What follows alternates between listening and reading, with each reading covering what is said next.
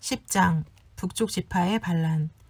온 이스라엘이 르호보암을 왕으로 세우려고 세겜에 모였으므로 르호보암이 세겜으로 갔다. 느밧의 아들 여로보암이 이 소식을 들었다. 그는 솔로몬 왕을 피하여 이집트에 가 있었는데 이 소식을 듣고 이집트에서 돌아왔다.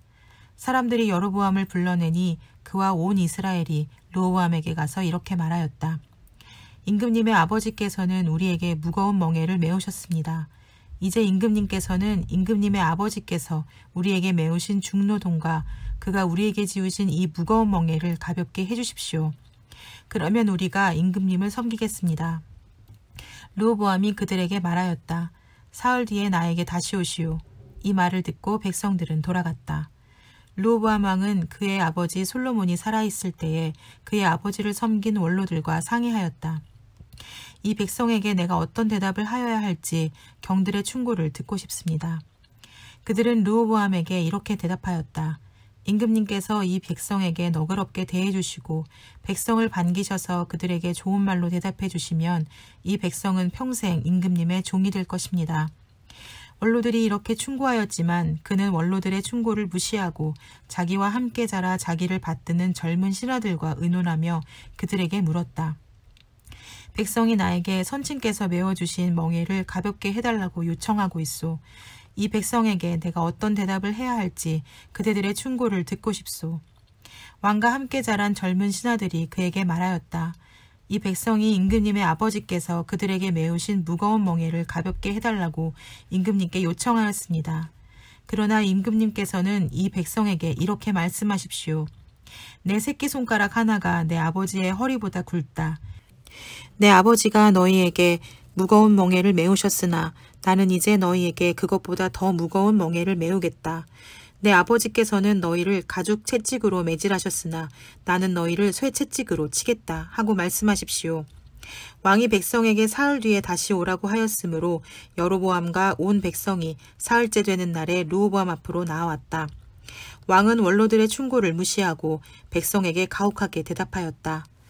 르호보암 왕은 젊은 신하들의 충고를 따라 백성에게 이렇게 대답하였다. 내 아버지가 당신들에게 무거운 멍에를 메우셨으나 나는 이제 당신들에게 그것보다 더 무거운 멍에를 메우겠소.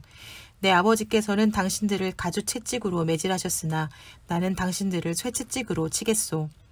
왕이 이처럼 백성의 요구를 들어주지 않으니 하나님께서 일이 그렇게 뒤틀리도록 시키셨던 것이다. 주님께서 이미 실로 사람 아히야를 시키셔서 느밧의 아들 여로보암에게 하신 말씀을 이루시려는 것이었다. 온 이스라엘은 왕이 그들의 요구를 전혀 듣지 않는 것을 보고 왕에게 외쳤다. 우리가 다윗에게서 받을 몫이 무엇이냐? 이새의 아들에게서는 받을 유산이 없다. 이스라엘아, 각자 자기의 장막으로 돌아가거라. 다윗이여, 이제 너는 너희 집안이나 돌아보아라.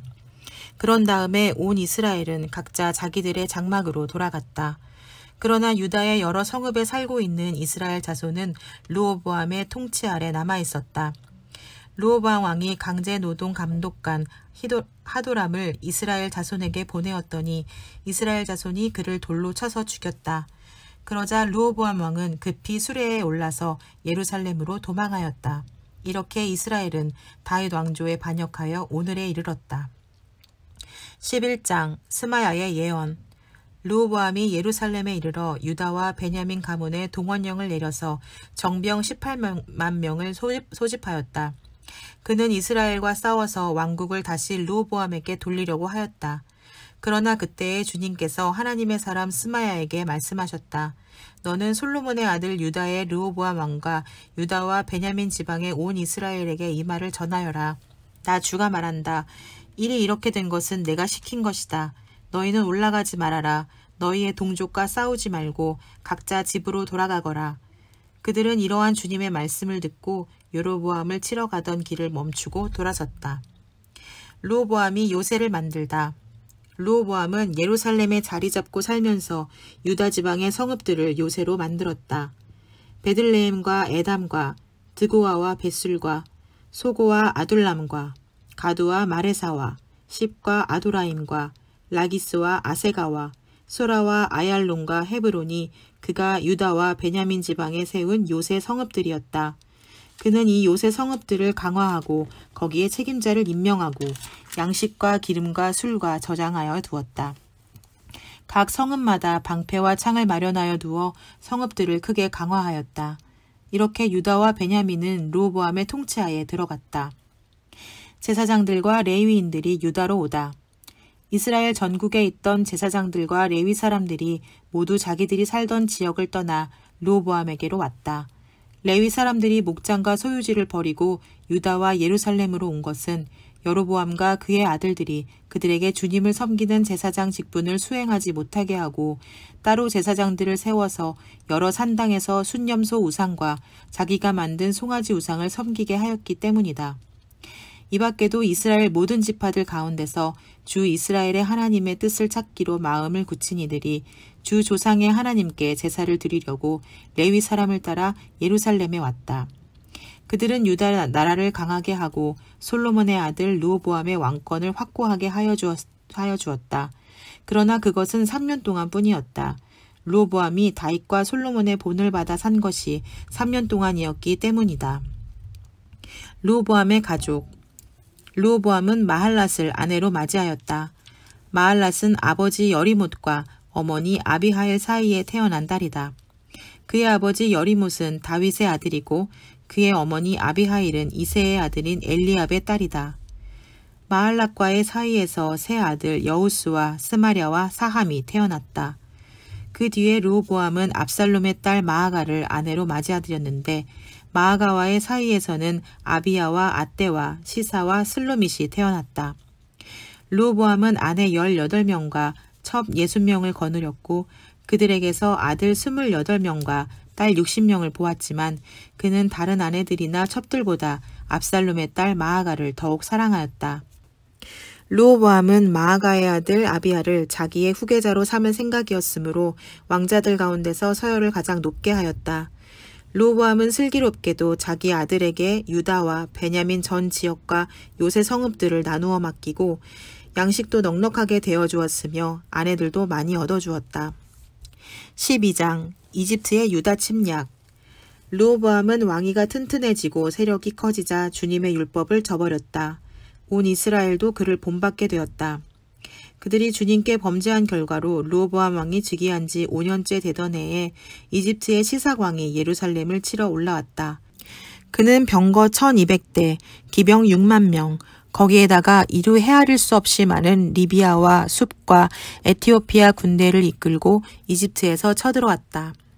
시삭은 유대 지방의 요새 성읍들을 점령하고 예루살렘까지 진군하여 왔다.